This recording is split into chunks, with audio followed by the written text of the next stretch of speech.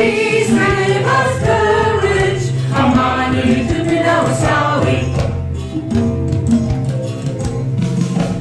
Road is rocky and the way is dark. Amani tupenda wasawi.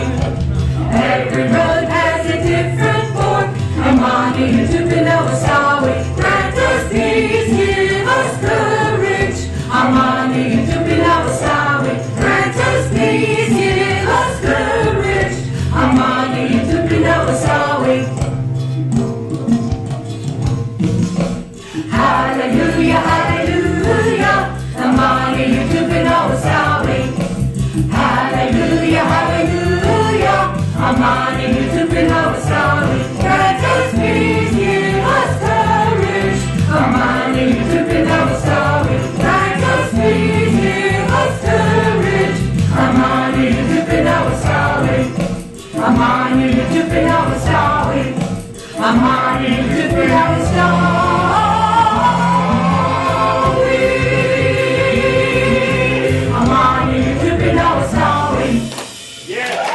Good morning. Good morning. Welcome to Unity of Charlotte. It's nice to be here with you on this beautiful day. Grateful for the opportunity to share. I'm Marty Bacher. It's my privilege to welcome you here and those that join us later online for this experience of who we are. And so we are here to provide and to nurture a deep and abiding relationship with the divine. And we do that through the practice of spiritual principles and deepening in this philosophy we call unity.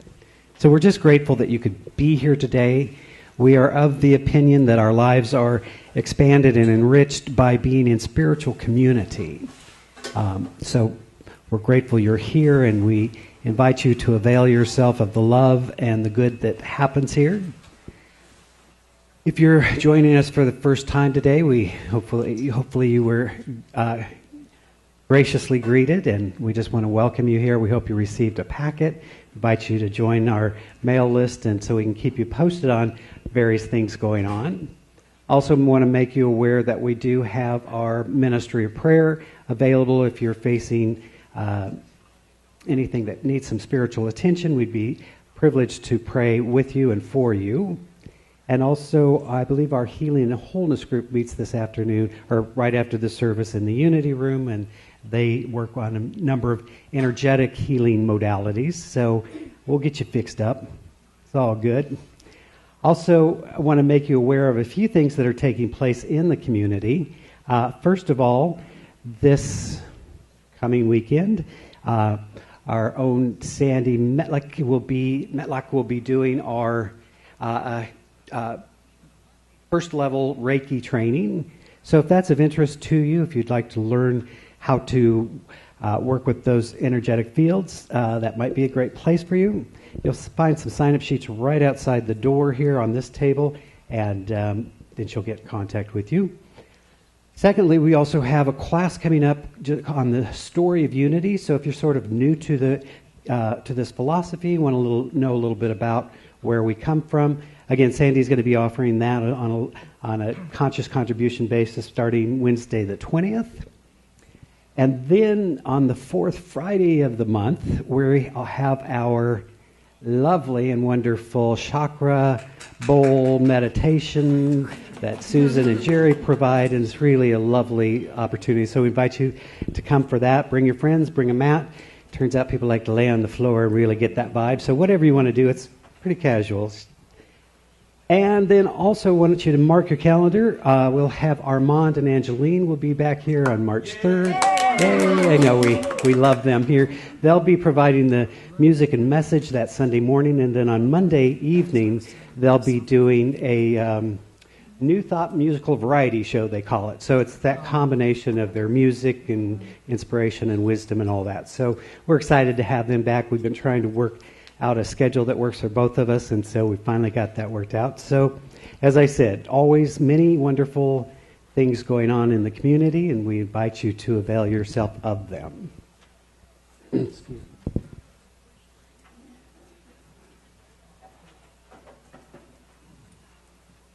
So I'd like to invite you, if you would, as we move into the spiritual part of this thing, that we just center in for a moment, that we open our hearts, closing the outer eye and opening the inner eye of true vision.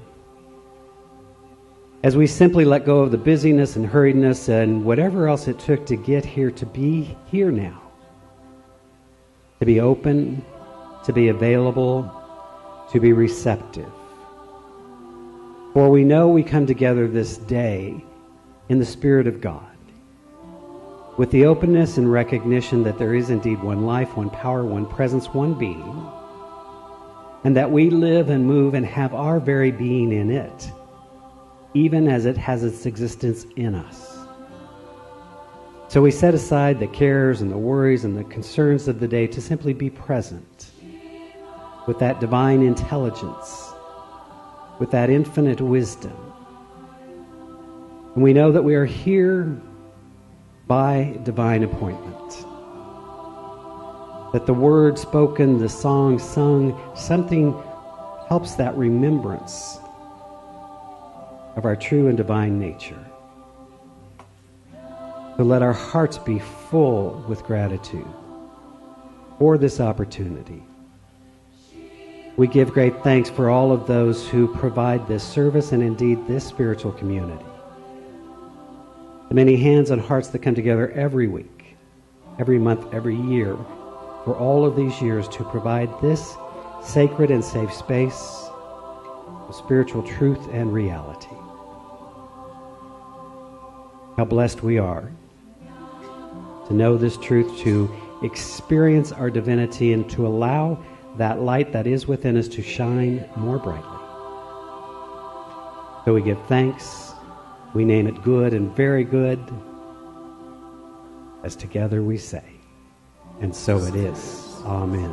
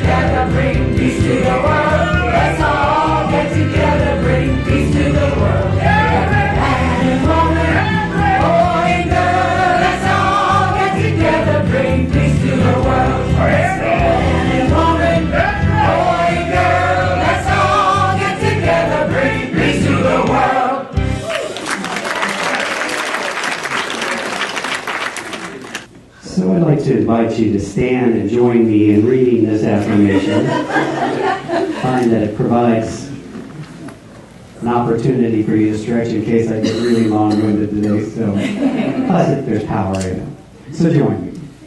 Divine love dissolves fear and sets me free. I am filled with His powerful presence. I fully and freely forgive myself and others. I choose love above all other options. Divine love dissolves fear and sets me free. Thank you.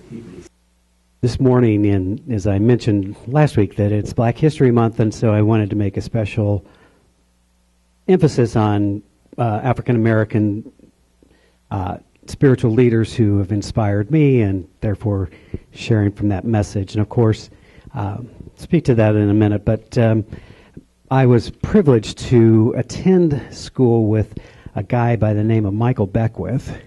Some of you may have heard of him. Back then I could tease him, and now I still can, but he was before he was Dr. Michael Bernard Beckwith, but such a brilliant and wonderful person who's changed so many lives and helped us really understand who we are and how to navigate these spiritual waters. So he's written a wonderful book, many of you have read it, I'm sure, called Life Visioning, where he speaks to this visioning process. And I just thought this was a wonderful passage for us to remember today. He writes, in this very moment, on the spot where you are right now, you can choose to be free regardless of what has transpired in your life, regardless of what they have said and are still saying about you, regardless of your opinion of yourself, regardless of any external fact. Right now, you can begin to identify the state of consciousness from where your choice-making occurs. Once you identify it, you can shift it. You can expand it into mindful awareness. Clear seeing emanates from your essential self, that place within you that has never been born and will never die. As Krishna taught his disciple, this self is never born, nor does it ever perish. Nor having come into this existence will it ever again cease to be. It is birthless, eternal, changeless, ever the same, unaffected by the usual processes associated with time. It is not slain when the body is killed. You see, the essential self is a radiance of source, individualized into form as every man, woman, and child walking the planet. The delusory sense of separation from our source, coupled with our conditioned causes, forgetfulness of our inherent freedom, of our original state of being. And so today I just invite us to reconnect with that source, to become more mindful, to recognize the level from which we are making choices and elevate that from that higher dimension, to choose to be free, to choose to be open, to choose to be loving right here and right now. We are indeed blessed. So it is.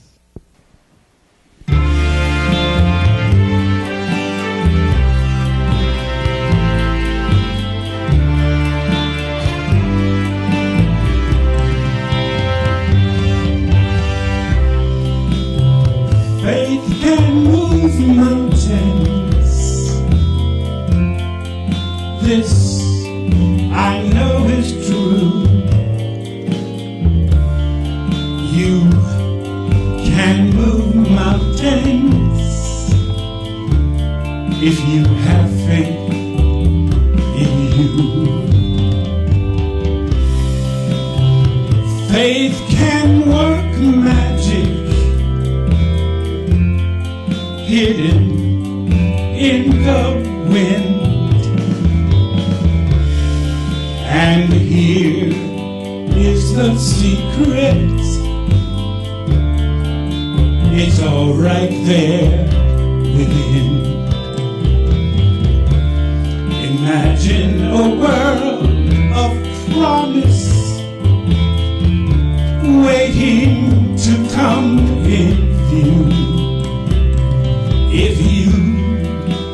just believe, then all you'll achieve. Just say the word and it's true. Yes, faith can move mountains, shift the course of seas. We can move mountains if we have faith in we. Imagine a world of promise just waiting to come in view. If you just believe, then all you'll achieve. Just say the word and it's true.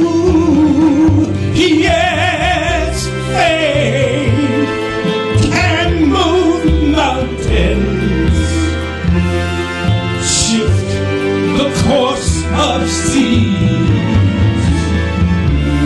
We can move mountains if we have faith in we.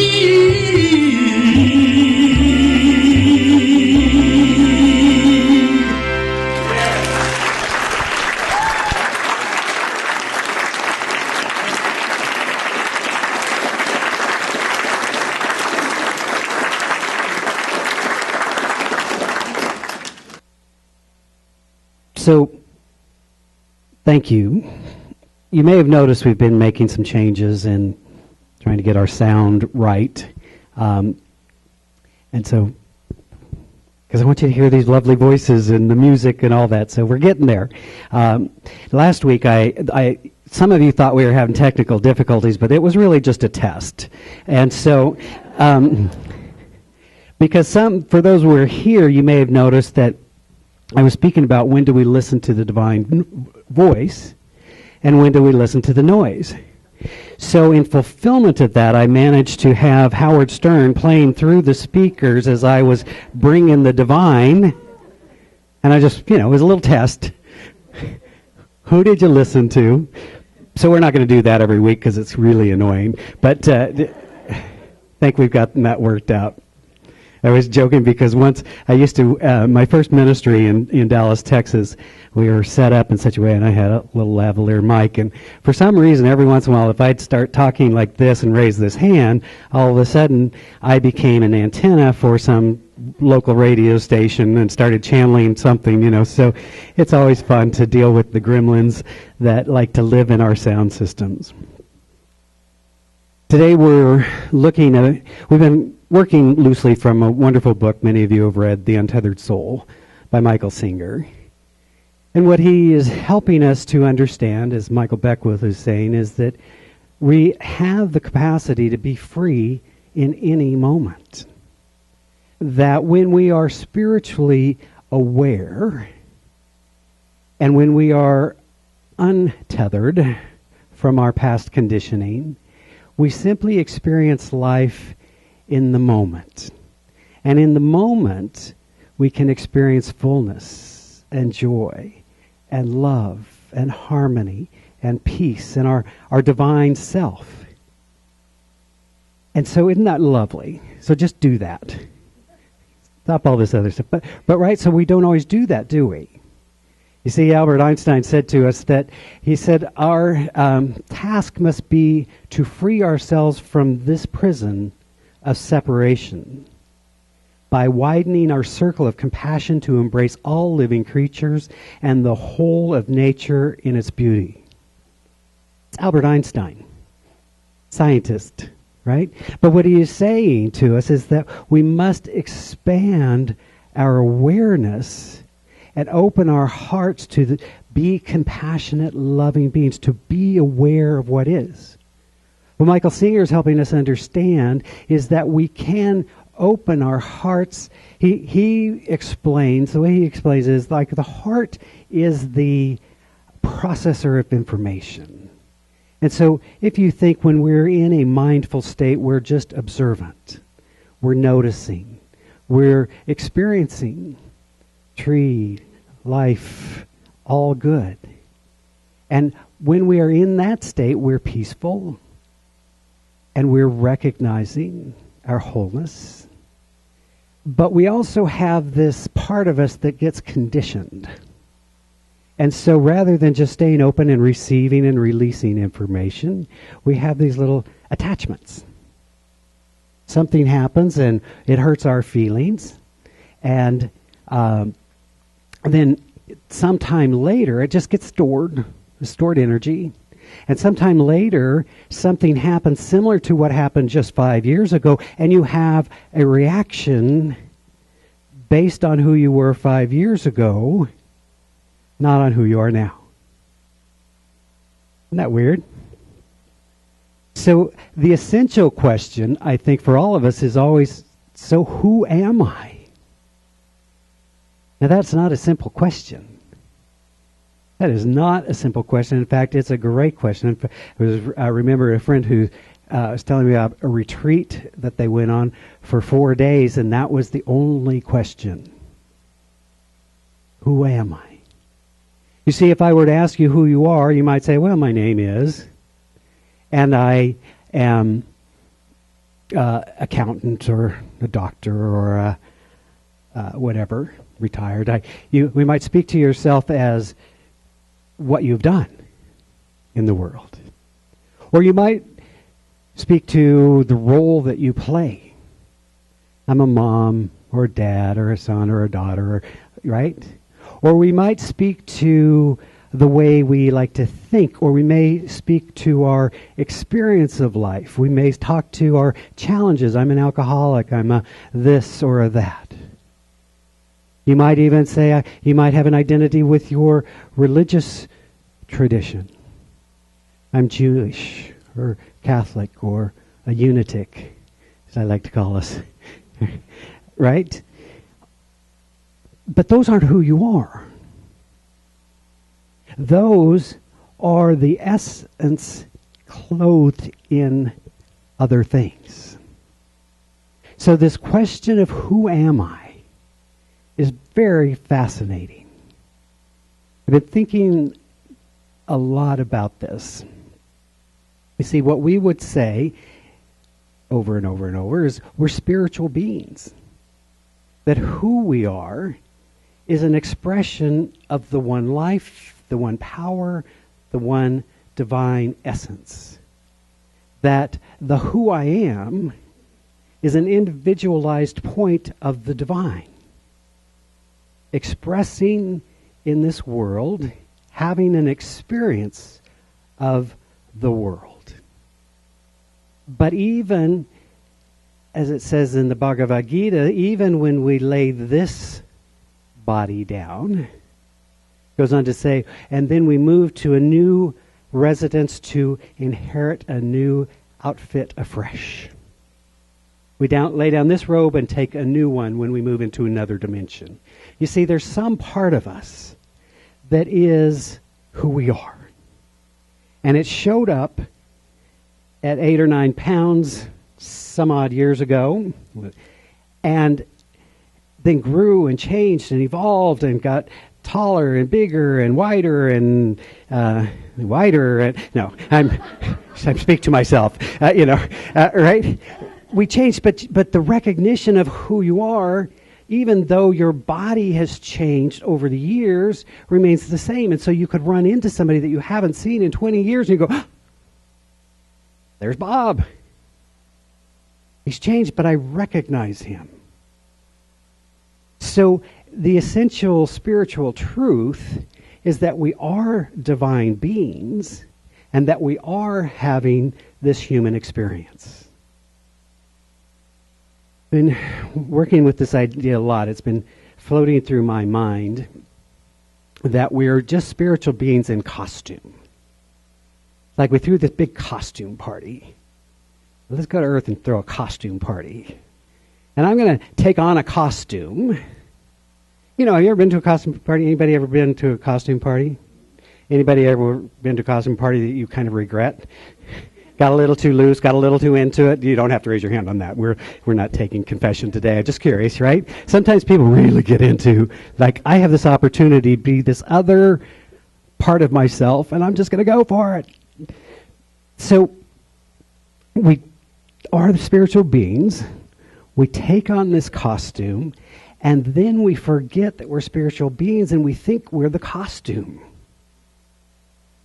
And we think that other people are their costume. And that's where we get ourselves into trouble. Been looking at this idea of race. Black History Month, there's some things going on in Virginia. There's this thing that keeps being with us around racial tension. I don't know if you knew this. Am I breaking news here? Right? And part of the problem that I see is that we don't talk about it in healthy and meaningful ways. We want to hide it. We want to say, well, not me, I'm enlightened. Right? And yet it's with us. Wraith and all of these things. So for me, here's what I wanted to talk about, because in doing I was thinking, you know what I'd love to do? I'd love to quote from Johnny Coleman. Anybody know Johnny Coleman? So Johnny Coleman, this rock star of a minister, came through Unity. She, at one point, found out that she had 6 months to live, or 6 months before she died, however you want to look at that. And through a series of things, this silly magazine that her mom had always been giving her fell off the table, opened to a page. And of course, it was the Daily Word. And she read it, and she's like, what is this? But, you know, when somebody tells you you have 6 months to live, it has a way of getting your attention, right? Like Mary Morrissey says in one of her videos, she says, you know, she was talking to another speaker, and he said, you know, isn't it amazing when people come to you and they're like, I just found out I'm going to die. And he's like, this is breaking news to you? You didn't know? Right? We all are going to do it, right? None of us get out alive. But this idea of, right, what happens when we're shocked with our mortality, because there's some part of us that does want to believe that somehow we'll be different. You know, sure, all the 80 billion people that have gone before us have died, but somehow maybe I'll be different. But chances are really good you're not going to make it out alive. And so, but in those situations, a heart attack or a disease or something, or even a close call, all of a sudden you wake up. You go, wow, I don't have forever. What am I doing today to fulfill my life? Who am I right now? If this is the day, what do I want to do? I was cursed by losing my lover at 23 years old, at a time when people aren't supposed to be checking off the planet. Ultimately, it was the thing that led me into ministry, because it totally messed with my preconceived ideas about what life was about. And so when we're dealing with that, then we start to look differently. So Johnny Coleman finds her way as an African American woman to Unity. She was attracted to the teaching. She wanted to become a minister. And in those days at Unity Village, all of the ministerial students lived at the village and went to school. However, back in the 50s, the black students didn't live at the village. And so she got to live in Kansas City and drive in. Shocking. Right? Now, I say this not to say we're a bunch of racists and all that. I'm just saying that life in the 50s was different, because even though we had these very evolved and awakened person, some of the consciousness was still with them. So one day, Johnny, in her demure and retiring little way, if you know Johnny, you'll appreciate that, said, this is BS. And if you don't let me live here, I quit. And she was a powerful enough force, and people recognized this is a spiritual presence amongst us. And so all of her students got together.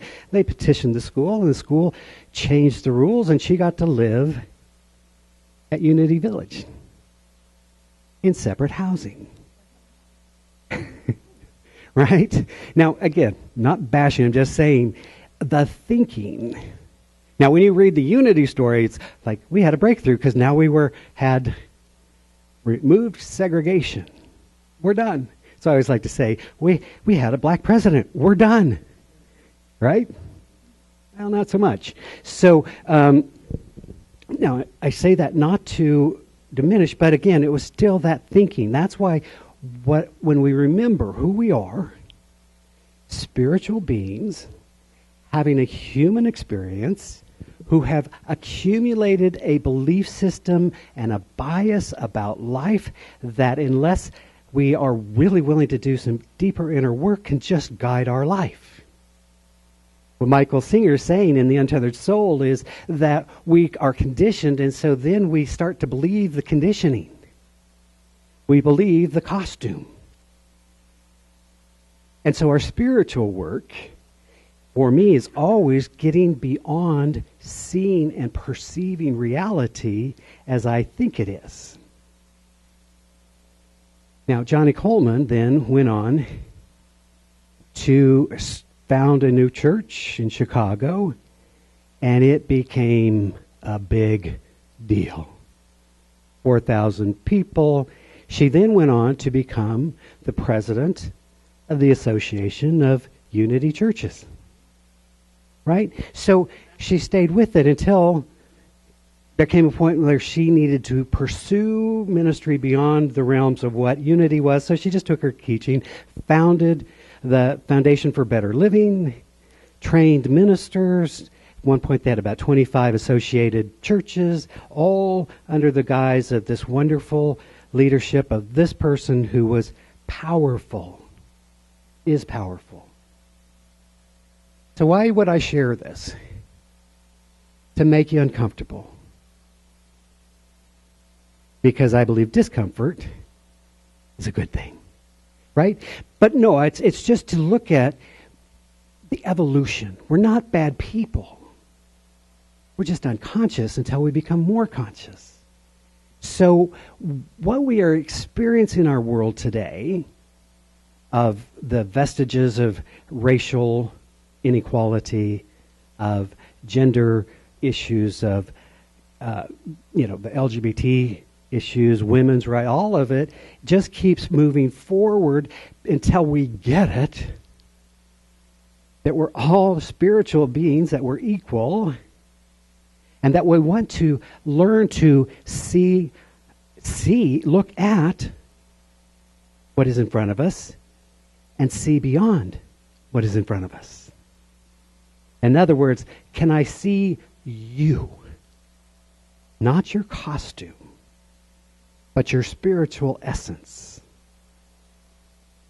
I remember early in my career, this happened a couple of times, but I was selected to become the minister in Vancouver, BC. And then, after this process was underway, some people realized we're about to hire a gay dude. And so that was not a comfortable thing at that time. And so something happened, right? And it's all good. I ended up in Dallas, which is where I was supposed to be. But I remember thinking, well, isn't that interesting? Later, I took a ministry, and in that wonderful interview process that ministers get to go through, somebody said, well, we're not sure how our congregation will feel about having a gay minister. And I said, interesting. I said, first of all, I'm not coming to be your gay minister. In fact, I'm not even sure what that means exactly. Am I going to wear a boa on Sunday? What are you expecting here? Right? I said, I'm coming to be your minister, and one of the parts of my costume is I identify as a gay man. Right? So it's just, why would you think that costume matters? But you know what? It matters to some. And so for me, I remember, I'm talking a little different thing. So there's little things that trigger. So we carry with us in our heart the things that are unresolved. And so being a young man, knowing I was different before I knew what that difference meant, and feeling sort of terrorized in high school because I didn't want to be different, right? Nothing worse in high school than being different. And having that fear, and so as soon as I graduated from high school, I got the heck out of there, got the heck out of Dodge, right? So I could go figure out who I was. I didn't know that was what was driving the decision, but that was what was driving the decision.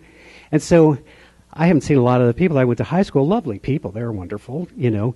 But then Facebook comes along, and now all of a sudden I'm reconnecting with these people that I went to high school decades ago. Let's just leave it at decades. We won't have to go into how many. And I find this little unresolved thing, like, oh my God, I'm going to have that conversation. Now, I'm not in the closet, in case you were wondering, right? This isn't my first announcement, right? But that unresolved childhood memory still sit in my heart, feeling like, will they accept me? As in high school, right?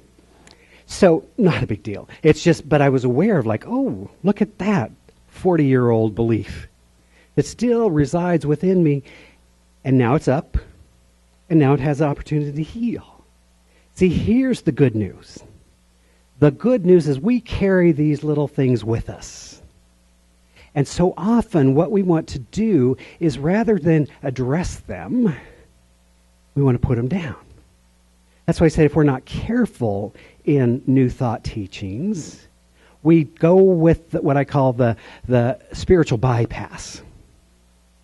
I don't want to feel what I'm feeling, so I'm just going to say some lofty and profound thing that God is all there is and all is well, which is true.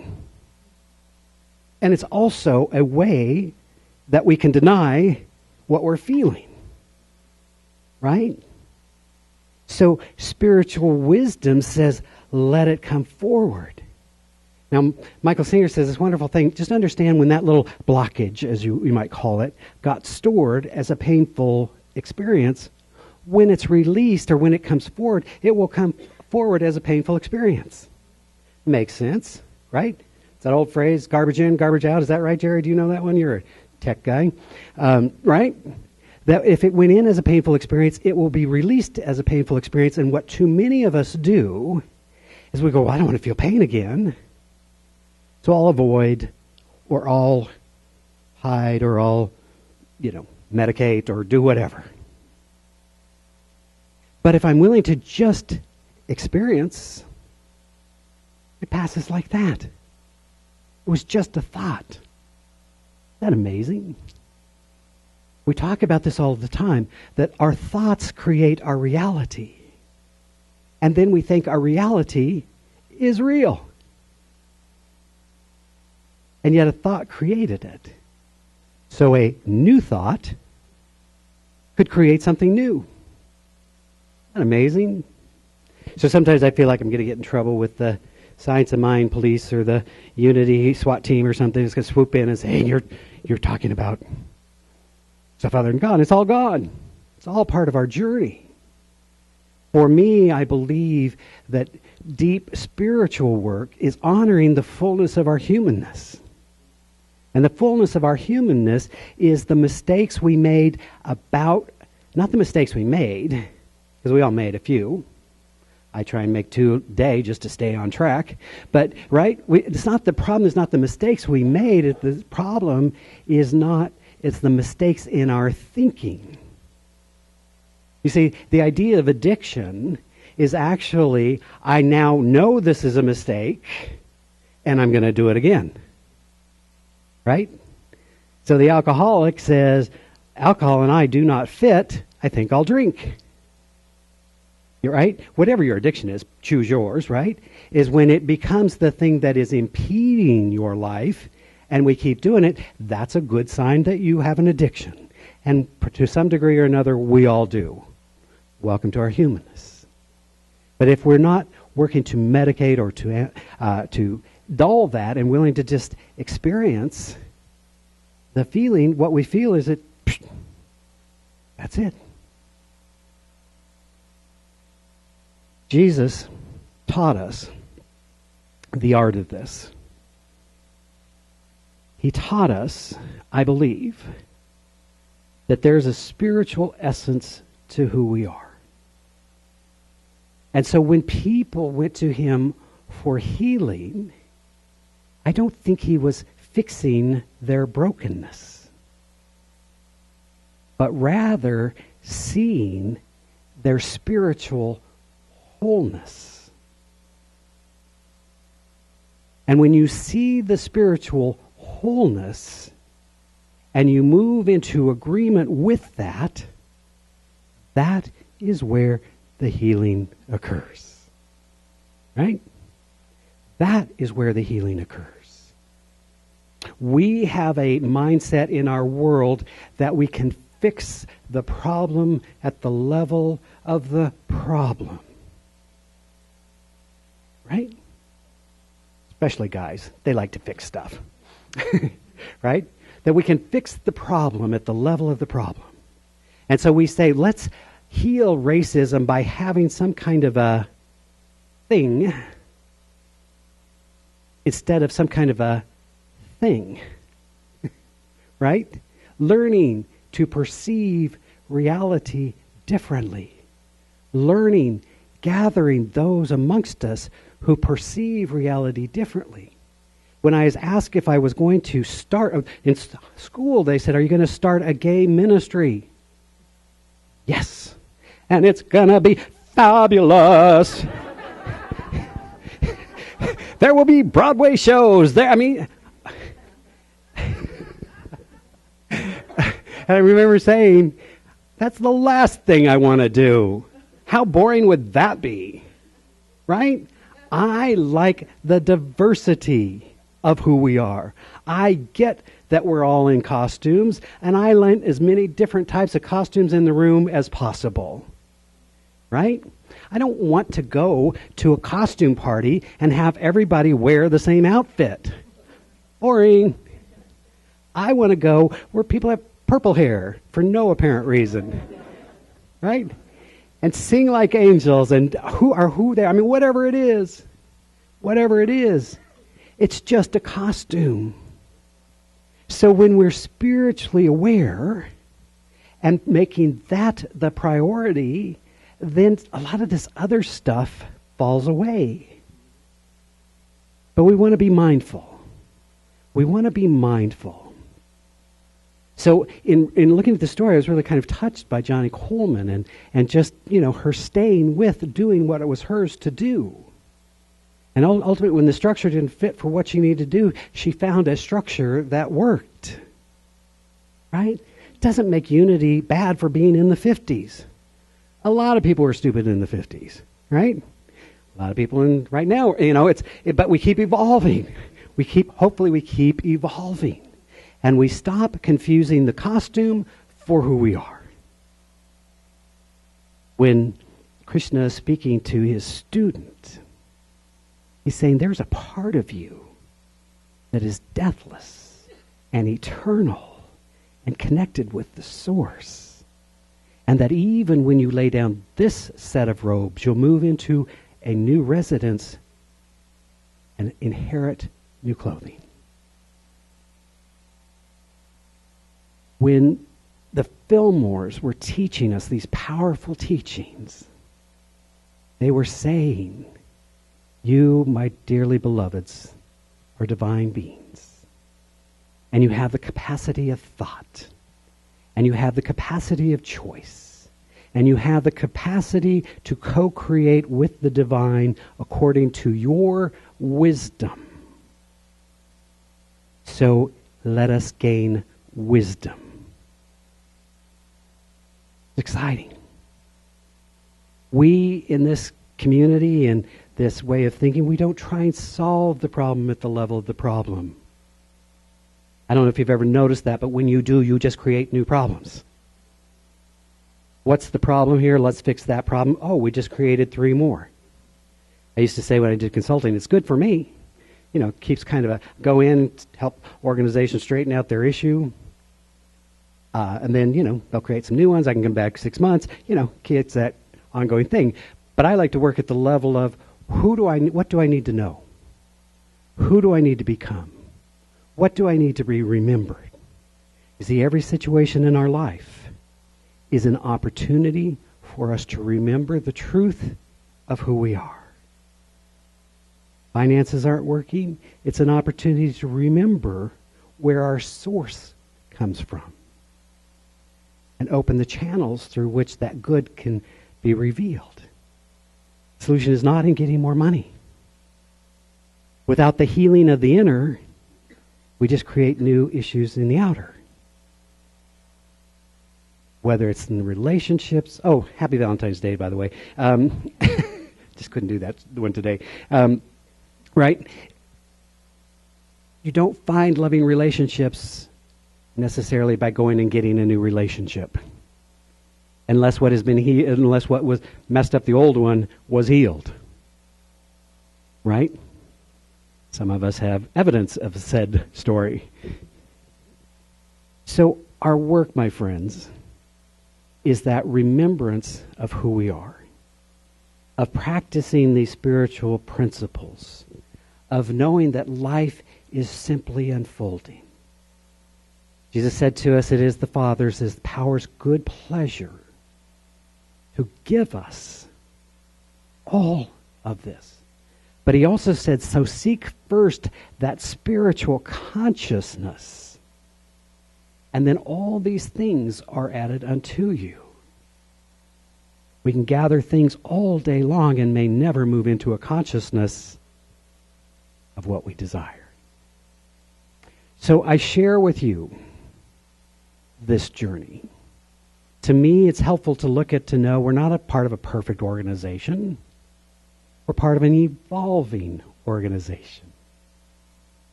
I'd like you to know I'm not a perfect person. I'm an evolving person. The Spirit's not perfect, right? We all are.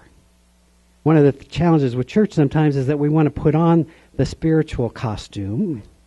I got it all together so I can show up here and don't judge my consciousness. Instead of going, here's where I am, but I want to grow. I want to evolve. I'm going to look. See, I believe if you just look at the problem, it's okay. And then you look beyond it, and then you know the truth. And when you know the truth, it is what sets us free.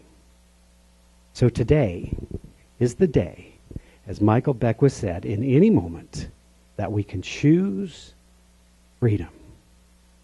And we can choose freedom by recognizing the level of thinking where we're at, choose mindfulness, and be empowered. It's a good day. Let us pray. As we deepen in that understanding of the truth of who we are, remembering and realizing our spiritual essence, our spiritual heart, we open it widely.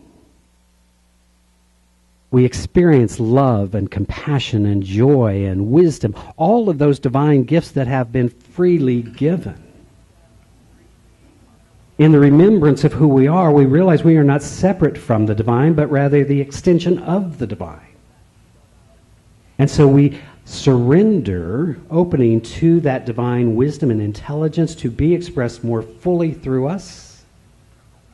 We release those limiting beliefs gently and lovingly, but we let them go, for they no longer serve us. And we step into the spiritual truth and reality of who we are. We claim for ourselves wholeness as perfect health and well-being. We claim for ourselves love in its fullness of expression. We claim for ourselves unconditional forgiveness for ourselves and for others. We claim for ourselves abundance and wisdom and joy and harmony. For we are divine beings accepting what is the Father's good pleasure to give us.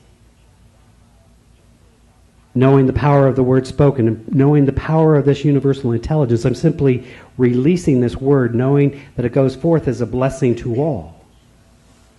We bless this spiritual community, this divine idea, unfolding and evolving. We bless our brothers and sisters, that we move to that state of awareness that recognizes our commonness, our oneness, and celebrates the diversity of costumes that we wear. We bless all priests, all rabbis, all ministers, all teachers of all faiths, where we celebrate there are many pathways to the divine. We honor and celebrate them all. So for all of these blessings, and so many more, I'm simply giving thanks. I am speaking this word into that Christ mind, into that divine law, knowing that it is so, knowing that it is good and very good. And so in joy and gratitude, I simply allow it to be so, as together we say, and so it is. Amen.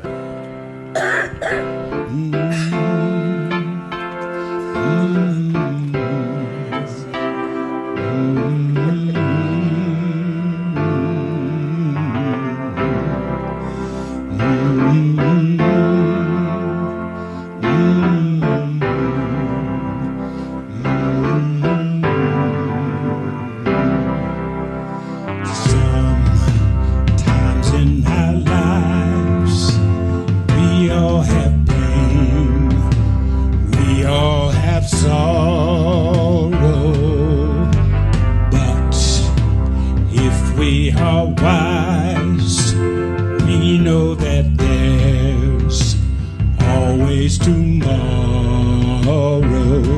Lean on me when you're not strong. I'll be your friend. I'll help you carry on, for it won't be long till I'm gonna need somebody to lean on. Please swallow your pride. If I have things you need to borrow, for no one can fill those of your needs that you won't let show. You just call on me, brother, when you need a friend. We all need somebody to lean on. I just might have a problem that you understand. We all need somebody to lean on. Lean on me when you're not strong. I'll be your friend. I'll help you carry on, for it won't be long till I'm gonna need somebody to lean on. Just call on me, brother, when you need a hand. We all need somebody to lean on. You just might have a problem that you understand. We all need somebody to lean on. If there is a load you have to bear that you can't carry, right up the road, I'll share your load. If you just call me, call me if you need a friend. Call me, oh, call me if you need a friend. Call me. You can just reach, call me if you need a friend. You can call me, call me.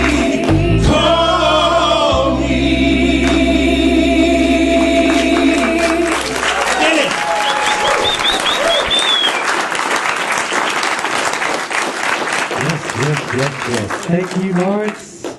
Lean on me. So now that you're comfortably seated, please stand and join me for the prayer of protection and to sing the peace song. Together, the light of God surrounds us. The love of God enfolds us. The power of God protects us. The presence of God watches over us. Wherever we are, God is, and all